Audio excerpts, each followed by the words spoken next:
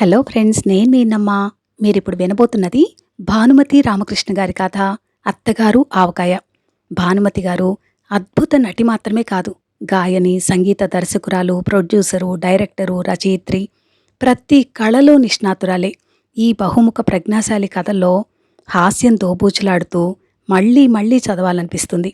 భానుమతి గారు తను రాసిన కథ పత్రిక పంపినప్పుడు వాళ్ళు ₹100 పారితోషికంగా పంపించారట. అది అందుకున్న భానుమతి గారు పత్రిక ఆఫీస్కి ఫోన్ చేశారు. ఇంత తక్కువ డబ్బు పంపి నన్ను అవమానిస్తారా అని ఆవిడ కోపడటానికి ఫోన్ చేశారేమోనని వీళ్ళు భయపడుతున్నారు. నిజానికి ఆవిడ సినిమాలకు అందుకున్న డబ్బు కంటే ఇది చాలా ఎక్కువ ఆనందం ఇచ్చిందని ఎంతో సంతోషంగా చెప్పారట. ఆ కొద్దిపాటి డబ్బుతో తను వాళ్ళ ఇంట్లో వాళ్ళందరికీ ఏదేదో కొన్నానని, అదొక తీపి గుర్తుగా మిగులుతుందని చెప్తే ఆశ్చర్యపోవటం పత్రిక ఆఫీస్ వాళ్ళ వంతయింది. బాగుంది కదూ. మీలో చాలామంది భానుమతి గారి కథలు చదివే ఉంటారు. అయినా ఇంకొకసారి విని ఆనందించండి. ఇప్పుడిక కథలోకి వెళ్ళిపోదాం. అత్తగారు ఆవకాయ.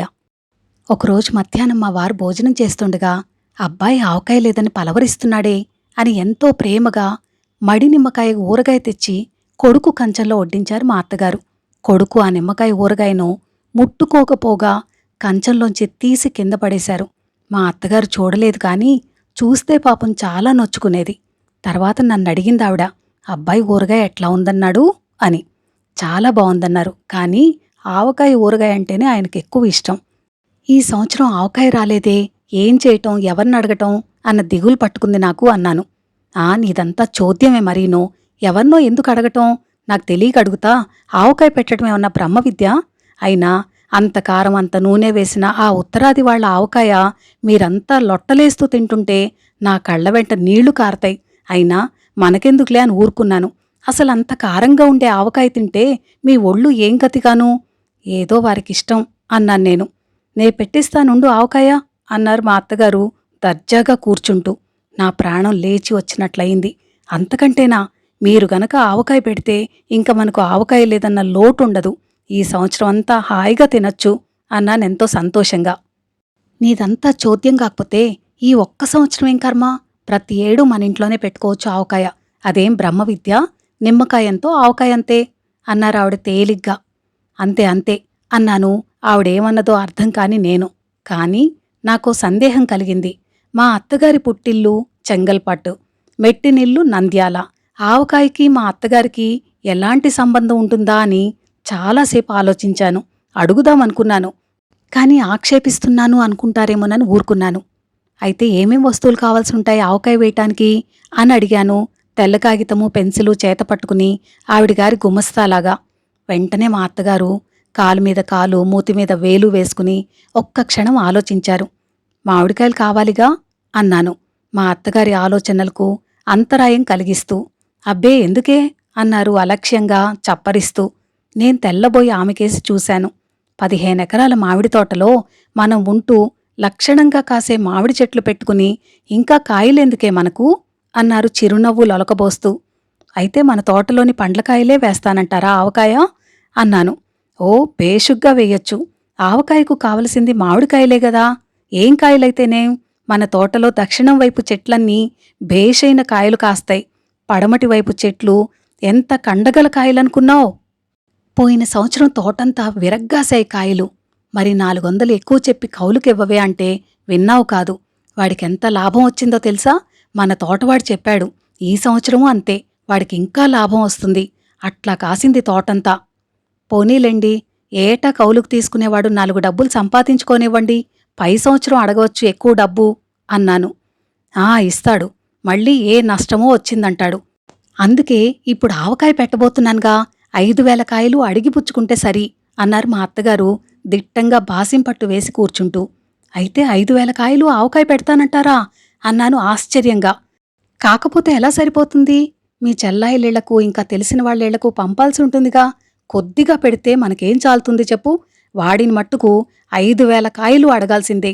డబ్బూ తక్కువిచ్చి కాయలు ఇవ్వకపోతే ఎట్లా అన్నారు కౌలువాడి మీద కత్తి కట్టిన మా అత్తగారు. 5,000 కాయలు వాడివ్వడేమో, మామూలుగా వాడివ్వాల్సిన కాయలు 1,000, నేను 500 కాయలు చాలు అన్నాను. ఎటు తిరిగి మనకు ఎవరో ఒకరు తెలిసిన వాళ్ళు రసాలు బంగినపల్లి పళ్ళు పంపుతూనే ఉంటారు కదా. ఇంకా మన తోటలోని పళ్ళన్నీ ఎవరు తింటారనే ఉద్దేశంతో తగ్గించి ఇమ్మన్నాను నేనే. మళ్ళీ ఇప్పుడు అన్ని కాయలు కావాలంటే ఏం బావుంటుంది? నీదంతా చోద్యమే. నువ్వడకపోతే నేనడుగుతానుండు అన్నట్లు వాడి పేరేంటి? జటాయువా జానకిరామా? అందావిడ. నాకు ఫక్కున నవ్వొచ్చింది. ముసలివాళ్లందరికీ జటాయువంటే ఎందుకో అంత అభిమానం అని. వాడి పేరు జటాయువు కాదు, జానకిరాము కాదు, దశరథుడు అన్నాను నవ్వు ఆపుకుంటూ. సర్లే, అతిరథుడో సతీరథుడో కాని వెంటనే వాడికి కబురు పంపి పిలిపించు. వాడిచేత 5,000 కాయలు కక్కిస్తాను. 15 ఎకరాల మామిడి తోట కౌలుకు తీసుకుని తక్కువ డబ్బిచ్చి దగా చేసింది కాకుండా మామూలుగా మనకిచ్చే మామిడికాయలు కూడా తక్కువిస్తే ఎట్లా? అన్నారు మా అత్తగారు పాయింట్ దొరికిన ప్లీడర్ గారికి మళ్ళే. ఒక్క మామిడికాయలతోనే ఆవకాయ కాదుగా, నూనె కావద్దూ? అన్నాను నేను. ఎందుకు? అన్నారు అత్తగారు. ఎందుకేంటి, ఆవకాయలో నూనె వెయ్యరు? అన్నాను ఆశ్చర్యంగా. వేస్తారు సరేనే, నూనె కొనడం ఎందుకట? మన తామ్రం చేలో పండిన నువ్వులు 8 బస్తాలు ఏమయ్యేటట్టు? మన ఇంటికి సంవత్సరానికి 6 బస్తాల నువ్వుల నూనె చాలు. పై 2 బస్తాల నూనె వంటవాడు పొయ్యిలోనే పోస్తున్నాడు గదా. అయితే ఆ నూనె మీ ఆవకాయలో పోస్తానంటారు. ఆ 2 బస్తాల నువ్వుల నూనె 5,000 కాయలకు కావాలంటారంతేనా? అన్నాను రాసుకోబోతూ. అబ్బే ఎందుకే, 1000కి సేరు నూనె, 5,000కు 5 సేర్ల నూనె ఎక్కువ అన్నారు మా అత్తగారు. పప్పు నూనె కదూ? అన్నాను నేను. ఏం పప్పు, కందిపప్పు? ఎందుకే నీదంతా చాదస్తం? ఇంట్లో ఉండే నూనె చాలు. మొన్న ఆడించిన 6 సేర్ల నూనె అలాగే ఉంది కదా.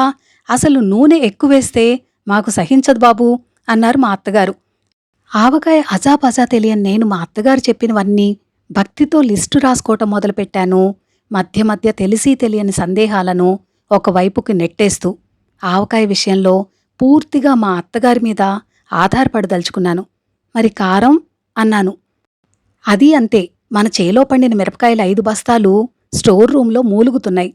ఒక్క బస్తా మాత్రం వాడుకోటానికి బయటుంచాను అన్నారావిడ. అయితే మిగతా 4 బస్తాల మిరపకాయల కారం 5,000 కాయలకు వేస్తానంటారా? ఆశ్చర్యంగా అడిగాను. ఇంకా నయ్యం, అయ్యో పిచ్చిపిల్లా అంటూ మా అత్తగారు తన ఏనుగు దంతాల వంటి 2 కోరల బోసి నోటితోనూ విరగబడి నవ్వారు. మరి ఎంత కారం కావాలంటారు? కొట్టించాలిగా కారం అన్నాను నేను. ఎందుకే, నీదంతా సింగినాదం జీలకర్ర. కారం కొట్టించడం మా తాతల్నాడే లేదు. ఇప్పుడెందుకే? మిషనుకు వేయిస్తే సరి. ఒక్క 20 కాయలు చాలు. మాకసలు కారం సహించదన్నాను కదా అందావిడ.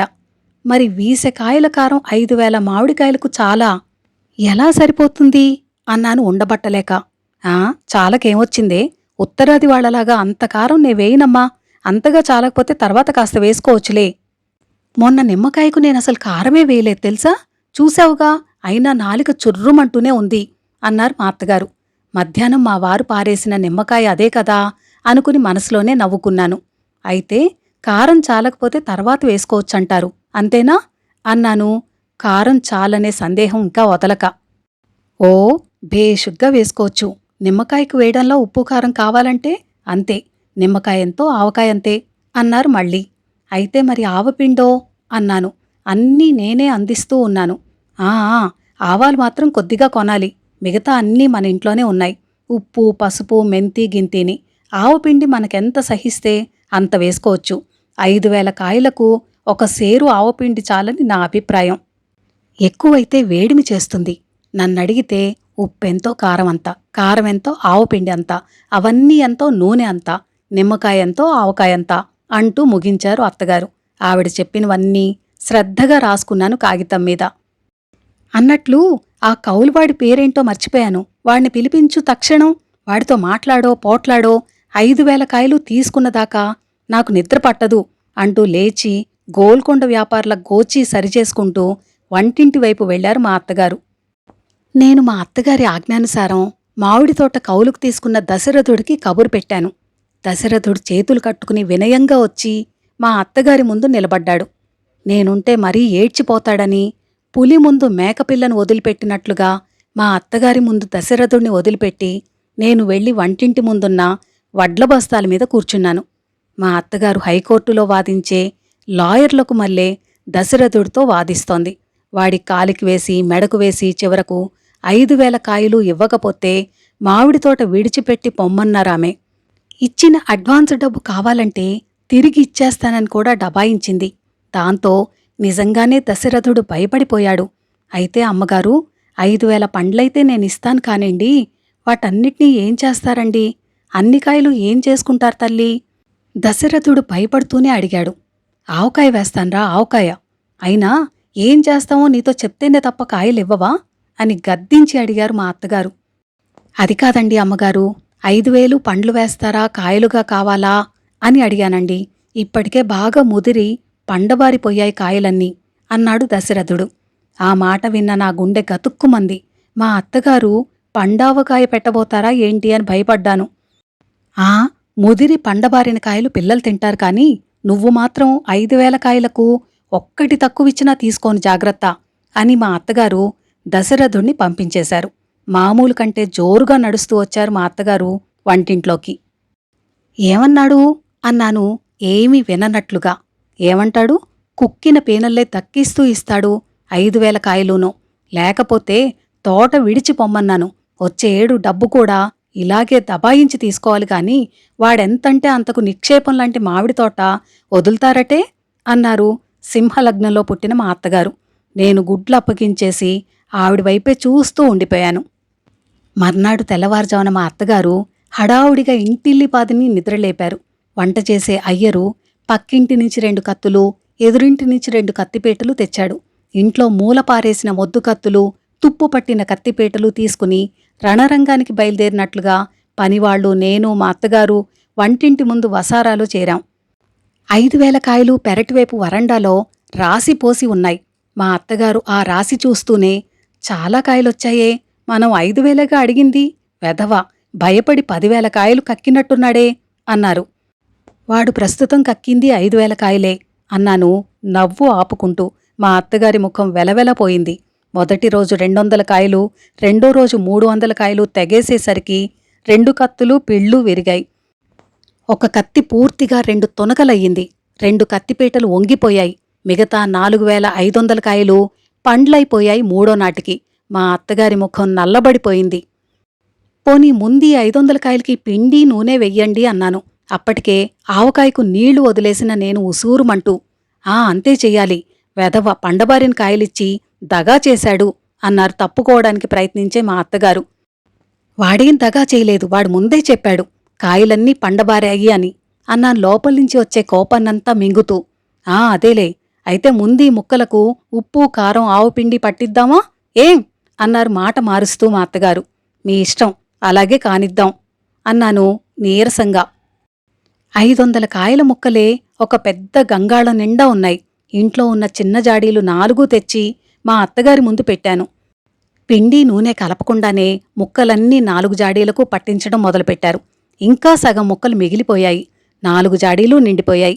మా అత్తగారు గుడ్లు తేలేశారు. నేను వెంటనే మరో 4 జాడీలు టౌన్ నుంచి తెప్పించి ఆవిడ ముందుంచాను. మిగతా ముక్కలన్నీ కొత్తగా వచ్చిన 4 జాడీలకు సరిపోయాయి.